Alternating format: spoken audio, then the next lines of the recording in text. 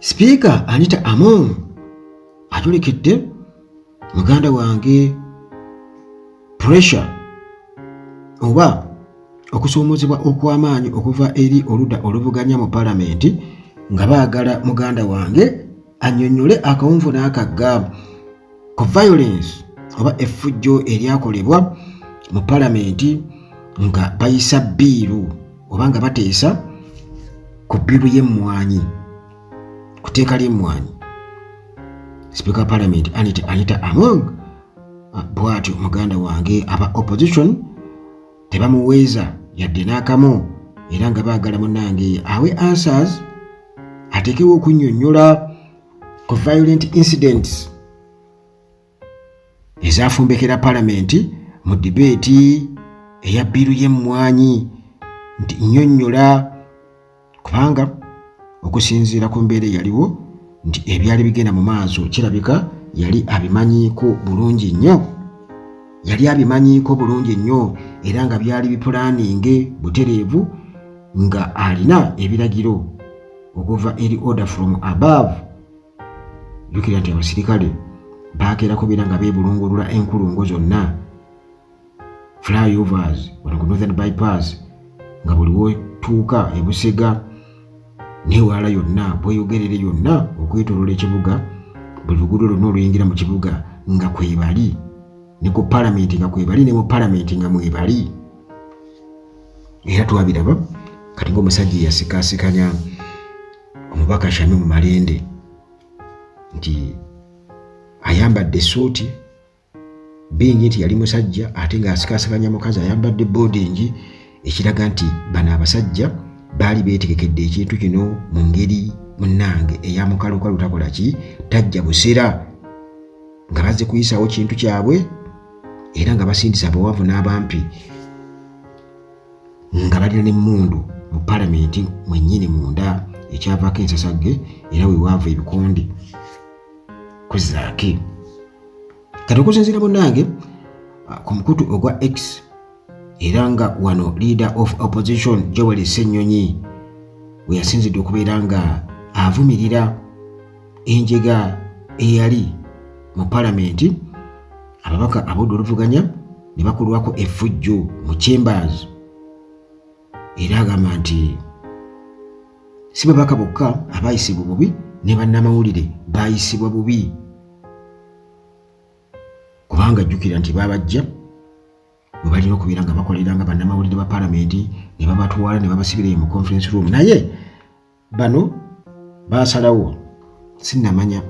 oba bazzeemu okubeera nga bakwata ebya palamenti naye baali baasalawo nti tebagenda kuddamu kukwata bintu bya palamenti okussa n'ebya opposition okuleka mpozi nga Speaker Anita Among atunudde mu nsonga yaabwe era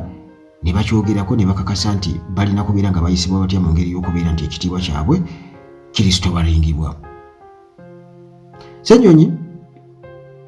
yategeeza naga nti palamenti erina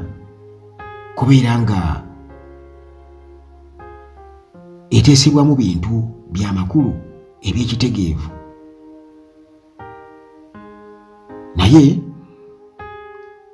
kino tekiteekebwamu kitiibwa mu palamenti yafuuka ekidandali. Ababaka ab'oludda oluvuganya bagamba nti palamenti bw'eneddamu okutuula bw'eneeva mu recess olwo bagenda kuteeka Speaker Anita Among ku nninga akole kye bayita identification nga bwe yasobola okubeera nti nno identifying ababaka bwe yawe suspendinga ennaku 3 oba entuula 3 eza palamenti nti ne ku guno omulundi baagala akole ekintu kye kimu asobole okubeera nga asoma amannya gaabo abakola obulumbaganyi kuba opposition ne ku bannamawulire ekintu munnange ekyabateeka mu risk ey'amaanyi. Kakati era Among ababaka aba opposition bamunenya olw'okulagira remarks za Ssenyonyi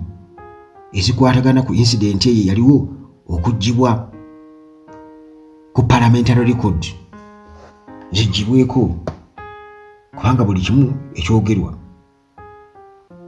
kiwandiiko kiteekebwa wali ebbali kikakasibwa kaseera oba ng'oli takoze nsobi kumugamba nti akiggyeyo oba akimenyewo, kiteekebwa ku likodi ya paalamenti. Munnange paalamenti engeri kiri nti eriko bannyiniyo. Anita Among yalagira nti ebyo babijje ku likodi beyayogera nga amuteeka ku nninga mu kumusaba annyonnyola Konvo n'akagga era agambe nti omusirikale bw'ati ne bw'ati ne bw'ati yakola kino na kino na kino na kino nga bwe yakikola ku kususpendinga ababaka ku lunaku olwo 12 balambirira era n'amannya gaabwe n'agasoma. Kakati opposition caucus bwetyo yalayidde okubeera nti nno bapasuwinga justice obwenkanya bulina okubeera nga bubaawo era ne bongera okubeera nga balemerako ne bainsistinga nti Among alina okuwa full account ku events wamu ne ba individuals abantu abenyigira mu nsonga eyo bo nga ababaka ba opposition kye bagamba oba opposition caucus kyegamba nti kino kyakolebwa mu kuyisa amaaso mu mpisa oba eyali badde eyitibwa mu kwasaganya emirimu mu paalamenti oba mu nkola eyalinnyirira eddembe ly'ababaka mu paalamenti okubeera nti bakwasaganya emirimu gyabwe. Kale Anita Among alina okubeera nti avaayo newankubadde nga ebyo nga byakabaawo yeetonda ku ebyo ebyali bituusiddwa ku zaake. Awo mangu ddala teyakiwa yadde oba olunaku nti ajje annyonnyole nga omuliro gumaze okubeera nga gukka, naye engeri gyekiri nti munnange twalaba omubaka Akol nga yeewaana ate already ne Nambooze bwino gwe yaleeta nti Akol yakikola era ng'alina n'akatambi nga Nambooze atudde wansi ng'azze okutuula mu kifo kye n'atuulamu nga Akol ndowooza ng'alinda Nambooze amugambe kaamukube teyalulito twamukuba bulungi mukube kati bakabooni emenyekere ddala era n'akola ekintu kye kimu n'ajja n'atuula mu kifo kya zaake ate nga ezo entebe Nambooze yatutegeeza nti zaabaweebwa mu paalamenti oluvannyuma lw'okubeera nti baakosebwa mutwe gikwatako oba n'ababaka abalala abalwadde kubanga yagamba nti n'omugenzi Cecilia Ogwal naye yali ng'atera okutuula mu bifo ebyo oba mu kifo ekyo. Francis Butebezaake naye akwalifayinga okutuulawo kubanga naye abadde nga afunye ebizibu eby'enjawulo okukussa ne Nambooze n'abalala abamanyikiddwa nti balina ebirwadde bagamba cases eziri bit serious nti balina kubeera nga batuula awo kumpimpi awo ne sipiika baleme kubeera nti nno oba basika omuguwa ne babaka bannaabwe ku bifo ebyokutuulamu nti amwe muli balwadde mutuule ngaawo.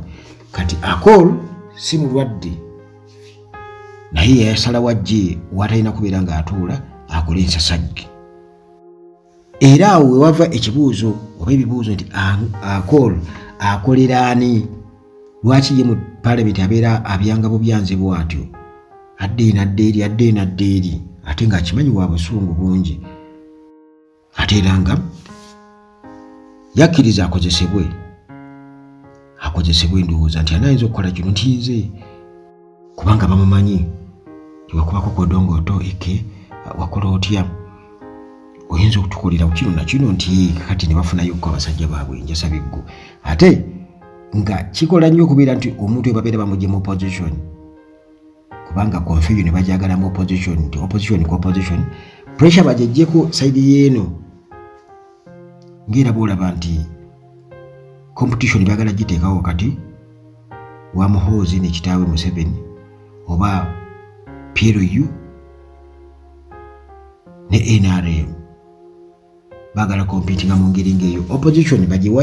bagiwiping out ekintu munnange kitabataasa.